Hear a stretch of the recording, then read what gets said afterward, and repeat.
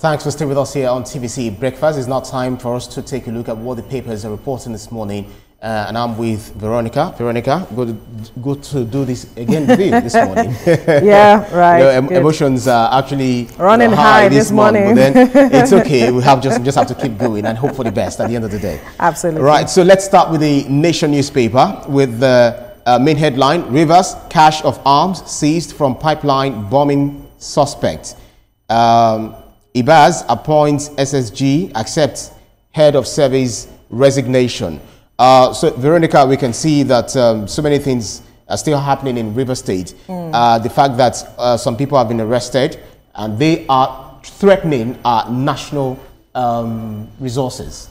Absolutely, and this was why the state of emergency was declared in the first place. You recall that even before it was declared, some persons had begun speaking, talking about how, because of how things were going between the governor and all the political issues and intrigues we had seen, they were talking about if the governor was impeached, they cannot say what would happen.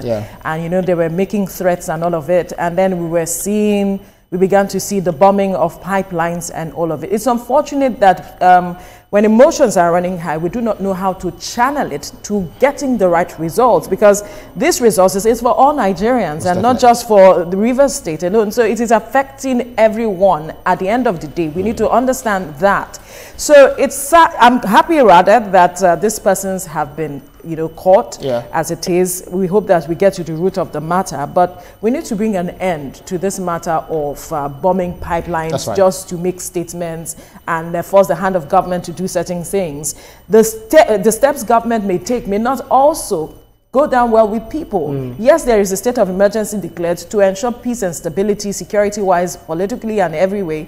Let us work hand in glove with the government. And I want them to be decisively dealt with, because if they are attacking what belongs to us, it's going to affect our economy, and we are just getting back on track. And if we have someone like that, I mean, some people like that, you know, coming together in cahoot, and the governor, a suspended governor, said that he has no hands in it, that he's not aware of these people that are doing all of this. But we'll see what happens to them in the course of time. Seeing the, excuse me, the infographics, I think I'll take that in the subsequent newspaper. Daily Trust is next. 2027, I don't know if I will run. That's according to former Vice President Atiku. And the writer reads, why I didn't pick Wike as running mate. So he's saying that he doesn't know whether he's going to run, because there are so many people, you know, who will be contending. You know, they are looking at forming coalition, Nasir El-Rufai, Peter Obi himself, and a host of others. So how, what is he going to do? Is he going to run or not? That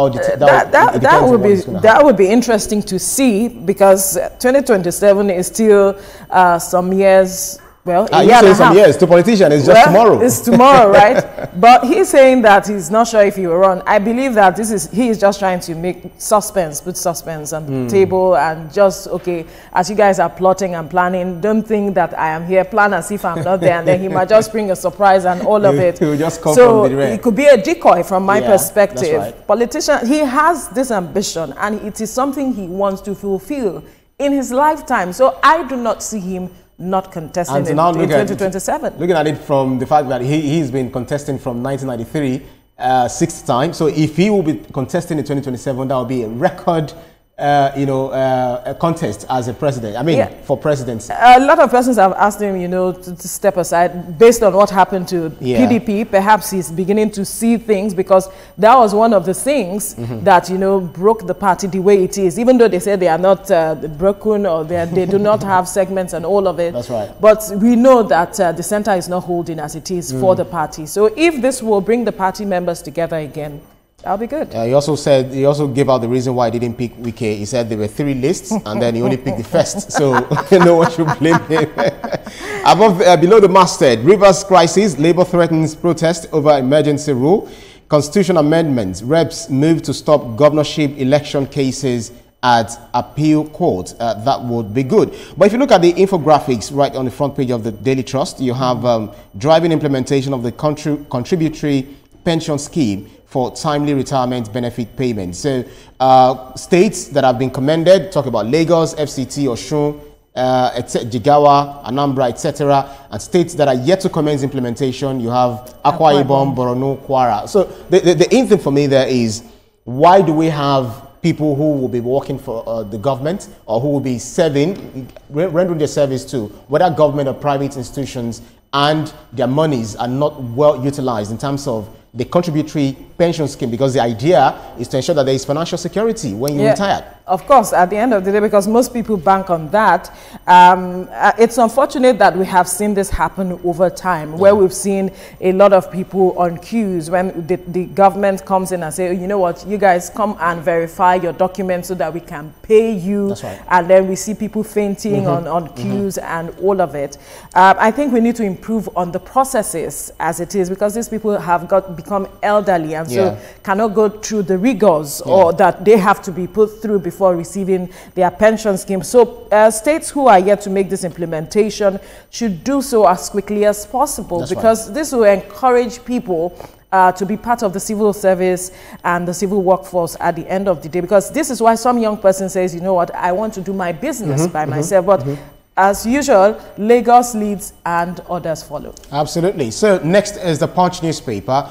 Sexual harassment hearing. That's the intro to the screaming headline. Senators Ezekwesili clash. INEC faults Natasha's recall process. The ex-minister slammed Senate over bias in sexual harassment case. Hearing adjourned indefinitely. But the story here for me is the shouting match that happened between Obi Ezekwesili, former Minister of Education, and a sitting senator who said, one said you are a fool, the other said you are a hooligan. Do we have to be seeing that on a national TV? When emotions are running high, people say things they shouldn't say. It's unfortunate that this matter is taking, every day we see different dimension to this matter. I think that the Senate needs to have a transparent process such that people can trust them. At the end of the day, whatever happens is dealt with. That's right. And like I mentioned yesterday, it is high time we separate the issues, because the main issue is still being overshadowed as it is. Most definitely.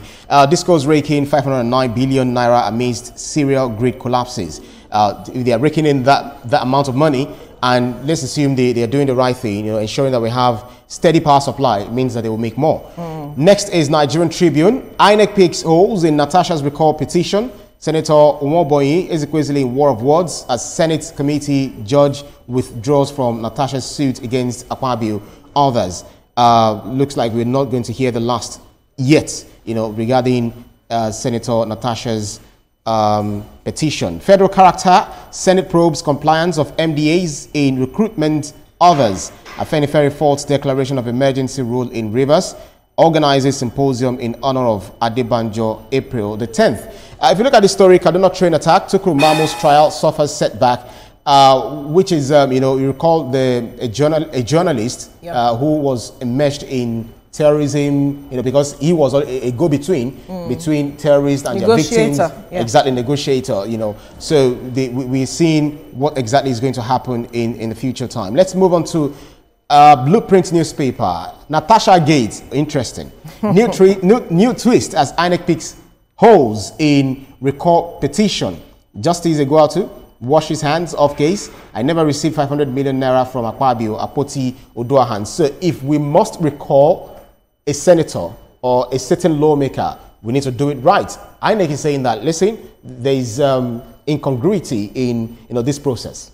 As it is, because of the nature in which the signature was gathered and some areas in Kogi State and all of it, those were the areas they were seeing holes, that they picked holes. And so I think that the people who have instituted the process will have to sit back and look at it again. That is, if they still want to go ahead with the process of recall, which we have said it's quite cumbersome. And the last time it was instituted was Dino Melaye, and it did not succeed. That's right. So I think that we should just see this out and see how the Senate can really come and address this issue. I think it is the responsibility of the Senate to transparently, address this issue for Nigerians, to trust the Senate and to also put issues as they should be. That's right.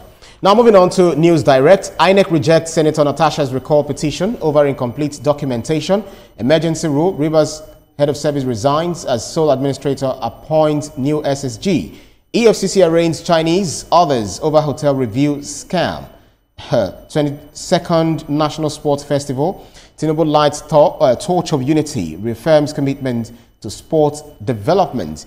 Next is, that should be, I just took blueprints. Yeah, Natasha Gates, News Direct. And then the next definitely will be Platform Times. 16 years after Cecilia Ibru breaks silence on Oceanic Bank's collapse. You want to share, having thoughts on that? I read that story. Everybody knew Oceanic Bank at the time because it was one of the top banks in Nigeria. And the manner and style with which the bank went down, she was said to have been part of fraudulent activities and all, and then she was arrested. And so she was just, recalling the story. Despite the health challenges she was going through then, she was still taken to prison and all of it. And so she was talking about it, how traumatizing the matters were at the time. It's unfortunate how the bank went down and the challenges she had to face because she was at the head of that bank. And they had 22,700 staffers at the time, or 27,000 staffers, I think. And she was talking about how that affected them. But so much has been said about it. I hope she gets out of it because she's talking about it now. I believe that she's healing at the end of the day. That's right. 5 hunters arrested as colleague dies in tragic Ogun hunting accident. NAPTIP, DSS smash child trafficking ring, arrest cement truck driver, 6 others. Let's move to the last paper for today, which is Sporting Life. Fans blame Shell for replacing Osimhen with Boniface. Slam Ekong for Warriors equalizer. Well, for me, I have not lost hope. Hopes are alive ahead of the future match we're going to having to face. But most of them, we just want to see ourselves qualify for this World Cup. Like I will always say, it's beyond the qualification. I was really pained yesterday, watching that match. To an extent, I just had to stop watching because when we scored that goal, we were all over the place, and just like Zimbabwe was all over the place, they were at some point they missed some of the chances they had. We also missed the chances we had. We were open towards our defense line at some point, but Osimhen was able to hold that goal that we had at the beginning up till the point before the coach made those changes. And it was sad to see that immediately Osimhen left, it seems that everything the doors were open for Zimbabwe, and they took their chances. I know those guys said they came for Osimhen. Like they wanted to crush him. They came for him. Now you now removed him. And you removed him after you heard what your opposition said. You should have known that it was just 3 minutes left. And so you should hold it till the very end. But you made those changes, and that cost us as it is. Some will say, well, tactical error for professionals, providence for those who believe in what happens. Painful. Iran has actually qualified for 2026 World Cup. We want to see ourselves qualify as well. Osimhen, talking about the guy, says he will go for highest bidder. Napoli president to sitters. Well, that's about it for the newspapers up for review today. We still have a lot to come on the program. Veronica, thank you. All right. Thank you, Ibrahim, for bringing us up to speed. Well, still to come on TVC Breakfast, Nigeria's war on terrorism takes a major turn as FG plans to crush the menace. Stay with us.